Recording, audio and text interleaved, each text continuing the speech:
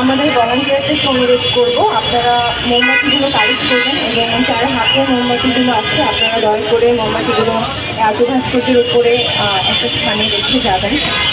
সবশেষে একটা কথা বলতে চাই, আজকে আমাদের জমায়েতের মূল উদ্দেশ্য হচ্ছে অন্তর্বর্তীকালীন সরকার, আমাদের আশা আকাঙ্ক্ষার সরকার।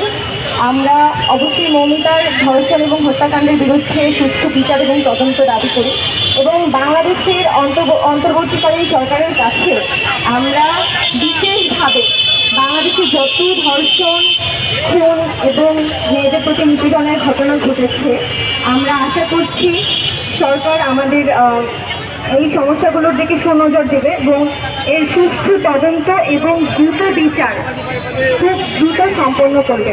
আমি সকলকে ধন্যবাদ দিতে চাই এই স্বতঃস্ফূর্ত অংশগ্রহণের জন্য। আশা করছি আমাদের অন্যায় এবং নিপীড়নের বিরুদ্ধে আওয়াজ